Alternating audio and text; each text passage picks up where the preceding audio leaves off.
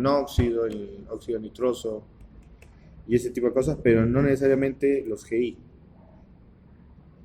Así que inciden en la regeneración de ciudades emergentes como Pasto, Huancayo. Bueno, Pasto y Valdivia no conozco, Huancayo conozco algo, pero en la regeneración urbana, a ver, la regeneración urbana depende de muchos otros factores, más que solamente de la calidad del aire y las emisiones. ¿Cuál sería una pregunta más adecuada? Pueden reformular la pregunta porque no encuentro mucha relación. O sea, el GI es una cosa y la calidad de aire mide los contaminantes, que es otra cosa. No necesariamente es lo mismo. ¿Ya? Y la regeneración urbana, pero regeneración urbana... A ver, si... De área de espacios públicos. Ya, bueno. Entonces hay que poner en la generación de áreas, de espacios públicos con áreas naturales, con arborización y eso, ¿no? Bueno, definitivamente los GI sí, y la contaminación también. O sea, sí va a incidir en ambos, pero ojo, GI y calidad del aire es diferente. ¿Ah? Porque los GI en verdad pueden generarlo en cualquier lugar, inclusive fuera de la ciudad, ¿no? Y la calidad del aire por lo general sí se genera en la ciudad. O sea, el transporte, la fábrica está en la ciudad, ¿no? Mucho ojo con eso, que GI no necesariamente calidad del aire, porque la calidad del aire va asociado con la contaminación. ¿Ya? Ahora, ¿sobre qué quieren hablar? ¿Sobre GI o sobre contaminación? Contaminación. Contaminación. Ya, entonces, ¿en qué medida el pilar y el pilar me imagino que lo han sacado acá? ¿Y cuál es? ¿Dónde está? Control de crecimiento, reducción de vulnerabilidad, mitigación de los gases de efecto invernadero y otras formas de contaminación. Y ya, entonces podemos hablar de GI. Sí, dentro de esto, uno de los temas era la calidad del aire. Por eso estábamos vinculando el GI con la calidad de aire, porque aquí dentro del... Ya, pero entonces el pilar... Dentro de ese pilar está el tema de calidad de aire. Ya. ¿Ustedes quieren hablar de calidad del aire? Sí. Ya. No de GI, sino de calidad del aire más que nada. Sí, sino que lo interpretamos por el texto, ¿no? Dentro de esto estaba la calidad de aire. Claro, o sea, mitigación, una cosa son los gases de efecto invernadero y otra cosa es la contaminación, que no solamente toda influye en los gases como efecto invernadero, pero complica la salud y todo eso, ¿no? Entonces, más lo vamos a orientar para el tema de la salud, calidad del aire y, claro, el tema de la arborización. Ahora, en ciudades emergentes, Huancayo conozco algo, todavía de alguna manera es una escala interesante y tiene un clima de alguna manera en montaña. Los tres son montaña, creo, ¿no? Son similares. Tienes aquí los datos de... Aquí hay unos datos para contextualizar ambas. No, las tres ciudades. Huancayo, a ver, dice que tiene 2.4 metros cuadrados por habitante. Sí, debe haber. De área natural, ¿no? Área verde. Es la tercera ciudad.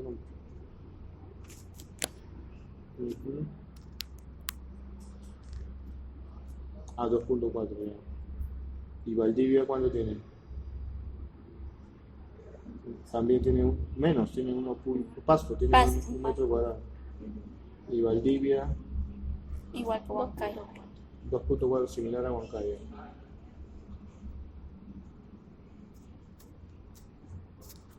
Ya. Ok. Ya.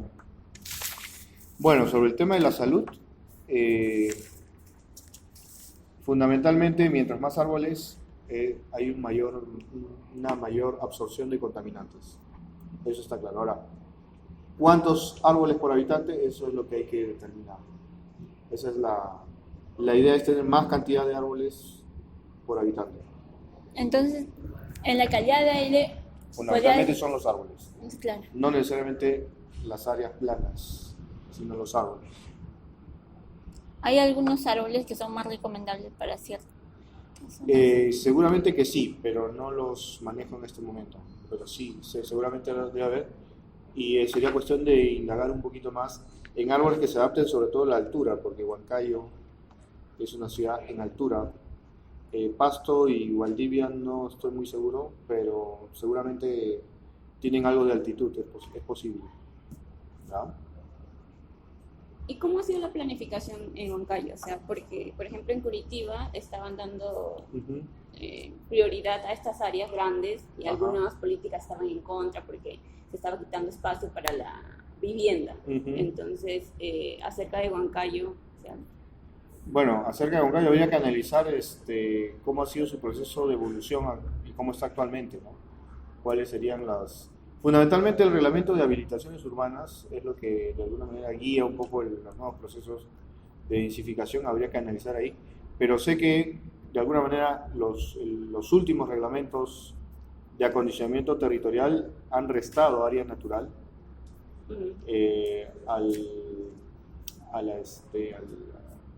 a, la, a los nuevos crecimientos urbanos. Ahora se pide menos área natural por habitante, o sea, se ha crecido en densificación, se ha aumentado el número de habitantes, pero no ha crecido el porcentaje de área natural para acceder a la parte pública. Entonces, definitivamente la cosa, desde el punto de vista reglamentario, no avanza en un sentido favorable a reducir la contaminación, sobre todo para la cantidad de personas que hoy en día se tolera en las nuevas densidades. pero como usted dice, conviene mejor pues árboles que Árboles, en sí sí. césped, porque por lo mismo que necesita mayor mantenimiento y todo eso. Así, y sobre Pero- todo, ahí voy, que la reglamentación no contempla ese indicador. Ujú. Las reglamentaciones actuales no contemplan una cantidad de árboles por número de habitantes. Es un indicador, más que nada, actualmente en países como el nuestro, es más un indicador más académico y de investigación que normativo. Ahorita la normatividad simplemente exige un porcentaje de área Ujú. verde, ¿no? Mucha de la cual es lotizada, es concesionada a veces para otros usos o fines. Así es. En cuanto también a la arborización, ¿conoce algún caso exitoso de este tipo de control de calidad de aire mediante la arborización? Conozco casos, pero a escala reducida, ¿no? Si no me equivoco, en algún distrito que se llama Santa Rosa, creo que hay un proyecto, sobre todo, pero en cerros, en lomos, ¿no? En lugares un poquito más alejados. Pero sí hay algunos proyectos, pero de pequeña escala, al menos acá en el país sí lo hay, pero de pequeña escala. Santa Rosa es en Lima. Sí. Me parece que ahí fue. Bueno, ya, fuera del tema. Voy a poner pausa. En la guía metodológica de la ICES del BIT existen una serie de indicadores que miden el nivel de sostenibilidad de las ciudades. De acuerdo a los indicadores de sostenibilidad urbana, específicamente en el tema de uso de suelo o ordenamiento territorial, ¿cuál es el perfil de una ciudad sostenible como Curitiba, al 6, ante una ciudad emergente como Valdivia, Chile? Ahí sí me agarraste, porque bueno, conozco. Así que sería bueno investigar sobre eso. Sobre Curitiba, podría mencionarlo más sobre los conocimientos que tiene sobre esta ciudad. Bueno, es una ciudad donde se ha hecho bastante planificación. Ahí sí ha funcionado la planificación. Se ha incidido mucho en lo que, bueno, en lo que es el transporte. O sea, fundamentalmente el pilar de esta transformación viene a raíz de la mejora de la calidad del transporte público. Y eso ha ido ligado a otras políticas ambientales como el tema de reservar ciertas zonas inundables para parques, ¿no? Adaptándose justamente al tema de las inundaciones, introduciendo ya una visión de adaptación a nivel de planificación, y también introduciendo cultura ambiental, ¿no? Reciclaje, el uso del transporte público, fundamentalmente eso, cultura ambiental. ¿Y eso ha partido necesariamente desde el gobierno? Sí, bueno, llegó un arquitecto que tuvo en los años 70, 80, Lerner, si no me equivoco, fue el alcalde que promovió todo ese sistema y de alguna manera tuvo una gestión importante, pero no llena de obstáculos, no vacía de obstáculos, sino que tuvo también obstáculos que vencer, ¿no? Y todo depende justamente de un sistema que tiene la planificación un sistema de planificación con mayor énfasis, mientras que acá la planificación se ha dejado atrás para favorecer la inversión desde los años 90, ¿no? En la parte de los ríos o algo en Curitiba, porque según estaba viendo desde su planificación, comenzaron con una planificación radial en Ajá. el cual daban prioridad a los alcantarillados o todo lo frente a los ríos para las inundaciones. Así es. Luego ya se cambió en ejes que separaban, digamos, a la ciudad del área verde para dar una rigidez de transporte y vivienda. Ujú. ¿Y cómo, o sea, por qué en sí se enfatizan en tanto en el agua en las inundaciones? Porque esa sí es la prioridad. Luego ya Sí. en 2004, según he leído, ya comienzan con lo de transporte y todos los demás. Ya, sobre todo por su enfoque territorial, o sea, conocen su territorio, saben cuál es la prioridad en su territorio para las condiciones locales, y lo que ha hecho la planificación es comenzar desde ahí, ¿no? Empezar desde el territorio, ¿no? Conocer el territorio. Ordenamiento territorial, básicamente, ese es el concepto. Es un concepto que nos intenta, hay reglamentos de ordenamiento territorial acá, intentan hacerlo, pero creo que el tema de las inversiones a veces Ganan más. gana la planificación, sí. Y también la parte informal, ¿no? El crecimiento informal acá es ha sido muy rápido también. Podría decirle que Curitiba no sea un modelo a seguir, pero contextualizando en las ciudades emergentes que tienen diferentes realidades. Sí, en nuestra realidad al menos la autoridad está venida menos, no hay mucha influencia de la autoridad, y es un tema de cultura local también, de la cultura del habitante en sí, ¿no? La pobreza también influye, o sea, hay varios factores que influyen a que el panorama sea otro, ¿no? Sí.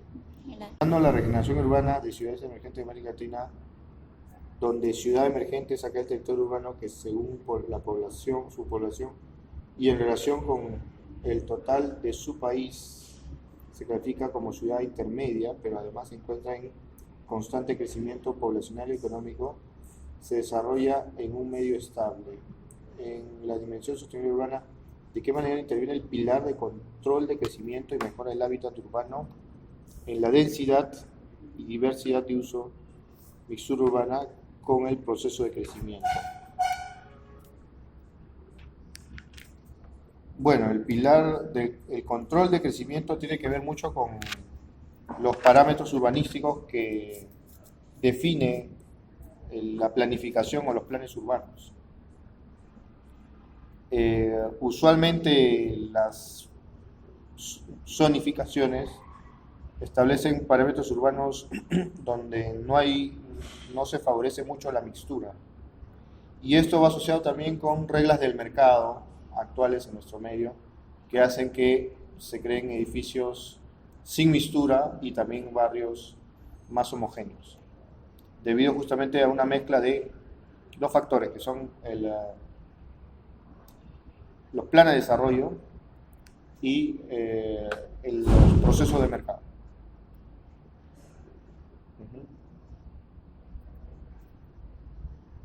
Ahora, lo ideal sería que todo sea mixto, o que la mayor parte de la ciudad pueda tener un grado importante de mixtura con una densidad tolerable, pero el tema de la densidad también está amarrado a procesos de mercado, y el mercado ahorita suele ser un factor determinante para los cambios de zonificación y la alteración de los planes urbanos vigentes, o que en todo caso existían, ¿no? ¿Okay? Por ahí va el tema, ya es un tema de cómo se dan las reglas, al menos en nuestro medio, cómo se dan las reglas, sobre todo el mercado, que está influyendo mucho. A veces para bien, a veces para no tan bien. Entonces, más es el mercado que el gobierno y las políticas. Actualmente, como yo lo veo, sí, de alguna manera el mercado es muy determinante, porque el mercado también influye en el favor político, ¿no? En los favores políticos que el político necesita que haya inversiones para que reactivar la economía. Entonces, a raíz de eso es que uno se apoya mucho en las reglas del mercado, los políticos. se apoyan más en el mercado, muchas veces, ¿no? Y eso lleva también a corrupción, ¿no? Los procesos de corrupción que estamos viendo es por un tema de inversiones, fundamentalmente. Otros apuestan por otro tipo de desarrollo, que sería el turístico, y en ese caso ya también priorizan los espacios verdes. ¿Sería positivo para nuestra realidad? Sí, en la medida que se beneficien las comunidades locales donde se da ese turismo, ¿no? Porque también hay procesos de turistización de lugares que pierden el sentido y se convierten en de alguna manera, paraísos turísticos, pero sin de alguna manera darle énfasis a la parte local, tanto ambiental como social. ¿Habría algo que añadir a nivel general? ¿Cuáles son los factores que más tienen trascendencia en cuanto a la regeneración de espacios públicos en el Perú? En el Perú, fundamentalmente es la acción ciudadana la que tiene que velar por eso, porque las fuerzas del mercado, nuevamente, como hemos visto en los videos del curso, son a veces devoradoras y no necesariamente, no siempre crean calidad de espacio público. A veces terminan por alterarlo, y mucho. La fuerza del mercado no siempre es positiva. Lo ideal sería que fuese positiva, pero no siempre sea así.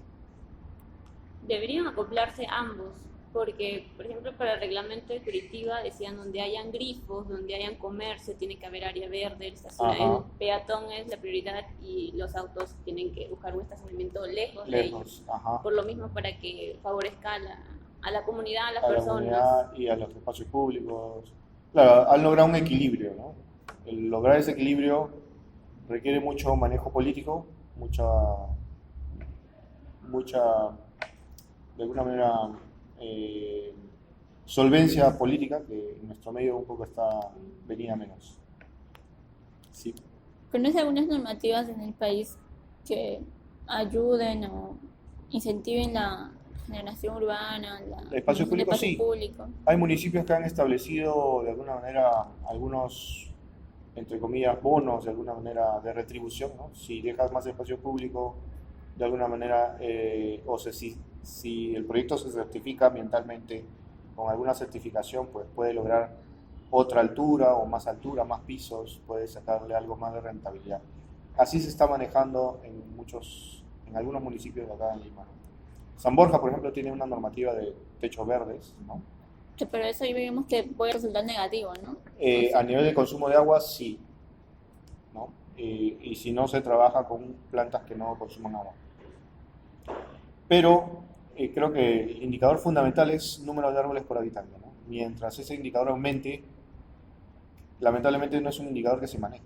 Ese es el tema, que no está inserto en lo que es la normativa. Se prefiere hablar de cosas más manejables como el suelo, ¿no? Por área, ¿no? Sí. ¿Ha oído del RATUF? El RATUF, sí, es el Reglamento de Ordenamiento Territorial Sostenible, Urbano Sostenible, sí. ¿Cómo se está desarrollando? Bueno, probablemente su aporte sea más en el tema del aumento de la densidad, que mejora o posibilita algo más de compacidad absoluta, pero descuida la compacidad corregida, que es justamente la ausencia de espacio público, de áreas naturales, de alguna manera reduce el porcentaje de áreas naturales o de áreas públicas para los vecinos. O sea, tiene su aporte para generar ciudad compacta, pero a nivel de compacidad corregida, ahí su aporte no es tanto. ¿Mi mixtura urbana? No, tampoco, no lo he estudiado mucho en ese sentido, pero habría que analizar. Pero creo, me da la impresión de que no necesariamente. Habría que indagar más. ¿Sí? De repente le corre ahí hacer una breve antecedentes, ¿no? Buscar antecedentes, ¿no? Se ha privatizado, cómo van los espacios públicos en Huancayo. De repente hay alguna universidad que está trabajando eso, ¿no? Quizás. Lo interesante, por ejemplo, es que en la pavimentación ellos toman en cuenta que Huancayo es una ciudad lluviosa, claro. entonces ellos tienen alcantarillado, ¿no? Alcantarillado de lluvia, pluvial. Sí, sí. Ya, Las pistas separado son del así. desagüe. Porque No una sé, cosa pero es al el costado de las vías. está al costadito de la vía ahí desagüe. para que la ya. lluvia, Ok, eso está bien. ya, eso es por un lado. Los espacios públicos no estoy, o sea, solamente los que he visitado, pero lo interesante a veces que veo es generalmente en Facebook va publicando sobre Junín, está haciendo una cosa, va innovando otra cosa, podría ser como que una de las ciudades que más está innovando en cuanto a A sostenibilidad. ver, Junín es muy grande. Y Bueno. En Junín hay ciudades como La Oroya, si no me equivoco. Y bueno, Cerro de Pasco está cerca, pero son ciudades muy contaminadas, ¿no? La actividad minera ha causado estragos en la ciudad de por vida, ¿no? Entonces sería mucho hablar de Junín. Tiene que ser. Demasiado. Huancayo.